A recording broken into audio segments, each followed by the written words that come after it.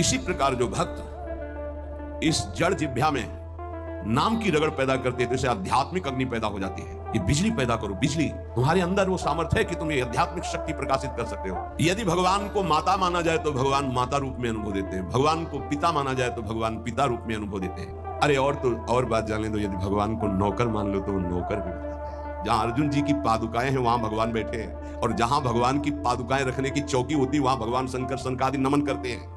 शिव शनकादि जहां वंदना करते हैं, जिनकी चरण रखने की चौकी में वो भगवान वहां बैठे हैं सारथी पद पे, और रथी रूप में अर्जुन भक्त बैठा है। कैसे कोई भाव कर लो, वो आपको अनुभव कराएं। सच्ची कहते तुम पहचान नहीं पा रहे, रोज तुमसे मिलता है वो, हर क्षण तुमको देखता है क्योंकि तुम भक्त हो उनके, लेकिन तुम्हारे अंदर वो दृष्टि नहीं है इसलिए नहीं देख पाते। तो रोज मिलता है छलिया, वो रोज मिलता है वेश बदल कर। भक्त को भगवान के स्वरूप का ज्ञान, भगवान का दर्शन, भगवान के साथ खेल खेलने का सौभाग्य, ये तीन बातें जो प्राप्त होती है ये ज्ञानी को नहीं प्राप्त होती है। भगवान की प्रेम स्वरूप, भगवान का दर्शन, संभाषण और भगवान के साथ खेलना, ये नहीं। ये बड़ी दुर्लभ बात भक्ति से प्राप्त होती है, इसलिए सर्वोपरि भक्ति। हठ पूर्वक हमको नाम जप करना बहुत कठिन है। नाम जप करना, बातें बना लेना अलग बात है, नाम जप करना बहुत कठिन है। अगर नाम जप हठ पूर्वक करोगे तो संसार शरीर की आसक्ति नष्ट हो जाएगी, भगवत परायण हो जाओगे, भगवान के तत्व का ज्ञान हो जाएगा, भगवान से प्रेम हो जाएगा, भगवान का साक्षात्कार हो जाएगा, भगवान से वार्ता होगी, भगवान के साथ खेलोगे। देखो जल जड़ है, जल तत्व जड़ है, पर इस जल में जब रगड़ पैदा की जाती है तो बिजली पैदा हो जाती है। इसी प्रकार जो भक्त इस जड़ जिह्वा में नाम की रगड़ पैदा करते हैं तो इसे आध्यात्मिक अग्नि पैदा हो जाती है।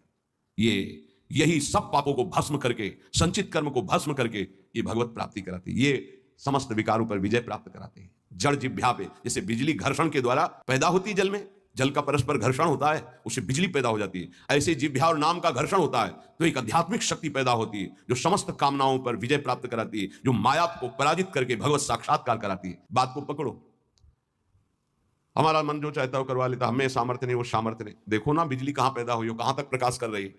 ये बिजली पैदा होने का स्थान थोड़ी है, बिजली तो कहीं और पैदा हुई, लेकिन एक संबंध के कारण वो यहां भी प्रकाशित हो रही है। क्रम से संबंध है तो यहां प्रकाशित हो रही है। ऐसे ही रोम रोम रग रग में अध्यात्म शक्ति का प्रकाश, तो जगत में जो भी उसके सानिध्य में आएगा वो अध्यात्म शक्ति संपन्न हो जाएगा। ये बिजली पैदा करो, बिजली। तुम्हारे अंदर वो सामर्थ्य है कि तुम ये आध्यात्मिक शक्ति प्रकाशित कर सकते हो। क्या करो? बोले इस जड़ जिह्वा में नाम को रगड़ो, इसी से बिजली पैदा हो जाएगी। भक्त भगवान की जिस भाव से, जिस संबंध से उपासना करता है, भगवान वैसा ही दर्शन देते हैं। भगवान उसी प्रकार से भक्त के अनुभव में आते हैं जो जैसा भगवान के प्रति भाव रखता है। कोई भक्त भगवान को अपना गुरु मानता है तो भगवान श्रेष्ठ गुरु रूप में आ जाते हैं। अगर कोई भगवान को शिष्य मानता है ऐसे संत महात्मा जन जो भगवान को शिष्य मानते हैं, तो भगवान एक श्रेष्ठ शिष्य बन जाते हैं। यदि भगवान को माता माना जाए तो भगवान माता रूप में अनुभव देते हैं, भगवान को पिता माना जाए तो भगवान पिता रूप में अनुभव देते हैं। अगर कोई मुझे पुत्र मानता है, देखो जगत को एक क्षण में रचने वाले पिता, उनको पुत्र माना तो घुटनों के बल भक्त के आंगन में चल रहे हैं। जगत का भरण पोषण करने वाले प्रभु का भरण पोषण यशोदा मैया के वक्षा स्थल के दुग्ध से होता है। कैसा भाव का खेल है। अरे और तो और बात जाने दो, यदि भगवान को नौकर मान लो तो वो नौकर भी बन जाते हैं। वो कह रहे हैं कि नौकर बनूं हजाम। कैसे? त्रिलोचन जी के यहाँ, एकनाथ जी के यहाँ श्रीखंडिया के रूप में, माधवदास बाबा के यहाँ स्वयं जगन्नाथ जी सेवक ही बने हुए तो लगे ही। ये ऐसे भगवान से यदि अपनापन करके कोई भाव कर लो, वो आपको अनुभव कराएंगे। सच्ची कहते तुम पहचान नहीं पा रहे, रोज तुमसे मिलता है वो, हर क्षण तुमको देखता है क्योंकि तुम भक्त हो उनके, लेकिन तुम्हारे अंदर वो दृष्टि नहीं है इसलिए नहीं देख पाते। तो रोज मिलता है छलिया, वो रोज मिलता है वेश बदल कर। इसीलिए हर समय सावधान रहो, पता नहीं किस रूप में मेरा प्रीतम आकर के कहीं चूक ना हो जाए। त्रिलोचन जी के हृदय में था कोई ऐसा साधु सेवी मिले, क्योंकि मुझे इतना समय नहीं मिलता कि मैं संतों के पास बैठूं, उनके मन की बात पूछूं, फिर वैसा उनकी सेवा करूं। व्यवस्था सब हो जाएगी, कोई ऐसा नौकर में। भक्त के अंदर की कोई भी इच्छा भगवान अधूरी नहीं छोड़ते। मुझे कोई नौकर रख ले, 14 वर्ष की अवस्था, नौ किशोर अवस्था, मलिन वस्त्र धारण किए हुए जैसे नौकर धारण करते हैं, सामने से निकले। और जगह बोलते जाके नहीं, केवल त्रिलोचन जी के दरवाजे में बोल सकते हैं ये कि मुझे नौकर रख ले। और किसी की हिम्मत ही नहीं, ब्रह्मा की भी हिम्मत नहीं, ब्रह्मा की भी हिम्मत नहीं कि इनकी तरफ ऐसे भाव से दे। ये भक्तों का खेल है। त्रिलोचन जी आओ आओ, हमें तो जरूरत है एक नौकर की, बस संत सेवा करवाने के लिए। आप क्या कर लेते हो? बोले बचपन से अनाथ हूं, मेरा कोई है नहीं, न माता न पिता न परिवार। तो झूठ भी नहीं बोल रहे, इनका कोई है ही नहीं। यही सब है तो इनका कौन है? कह रहे हैं कि मैं अनाथ हूं। क्यों? ये सबके दीनानाथ है, इनका नाथ कौन हो सकता है? मेरे परिवार में कोई नहीं है, क्योंकि यही सबके परिवार है, इनका परिवार कौन?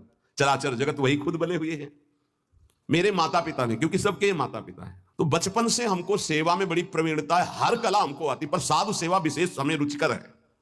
अच्छा, तो तुम भोजन बना लेते हो? बोले एक बार बनवा दो, अगर संत अंगुली न चाटे तो बताना। इतना सुंदर। हाँ, तो फीस क्या लोगे? पेमेंट क्या है आपकी? पेमेंट तो हम पैसे तो लेते नहीं। नहीं तो आप कुछ तो होगी। बोले हाँ, थोड़ा भोजन ज्यादा पाते हैं हम। जितना हम भोजन पाएंगे तुम्हारी पत्नी पीसेगी, उसी के हाथ का पीसा पाएंगे, वही हमारे लिए बनाएगी, और 1000 संत आ जाएंगे, उनकी व्यवस्था हम करेंगे, तुम निश्चिंत रहो, कभी शिकायत नहीं मिलेगी। पत्नी से कहा समस्या का समाधान तुम ही हो। तो उनका कितना? आधा किलो आटे की रोटी पाएंगे। तो उनका इस भूल में मत रहना, अगर हम भरपेट पाएंगे तो 3-4 किलो तक पहुंच सकता है, हमें पीसना पड़ेगा। बोले शर्त है, अगर इतना कर सकते हो तो। और कभी किसी से कहोगी नहीं, अगर कह दिया तो फिर मैं नौकरी में नहीं रहूंगा। त्रिलोचन जी ने पत्नी से कहा, बहुत सेवा की भावना हमारे अंदर थी, ये पुष्ट हो जाएगी इससे, तुम इतना स्वीकार कर लो। ठीक है, दोनों टाइम का भोजन हम बना के पीस के तुम्हें पवाएंगी, और तुम संत सेवा। भगवान जैसे किसी के मन में चल रहा है कि आज बढ़िया कढ़ी बनती है ऐसी ऐसी, तो भगवान वैसे ही बना के सबकी सेवा में रत। अब तो वहां संत समाज आती, खूब नाम कीर्तन, खूब कथा। त्रिलोचन जी निहाल हो गए कि मुझे, और नाम पूछा तुम्हारा नाम क्या है? तो बोले अंतर्यामी। अंतर्यामी। जब से अंतर्यामी ये सेवक पधारा, तब से जो संत सेवा हुई, मन नाच पड़ा। भगवान को बार बार धन्यवाद देते, प्रभु ऐसा सेवक भेज दिया। ये नहीं समझ पा रहे थे कि जिनको धन्यवाद दे रहे वही है ये। अब सुबह का पीसना 10 बजे तक पीस कर बना के खवाया, बर्तन मांजा, शाम के फिर पीसने का नंबर, क्योंकि उतना ही पाना है।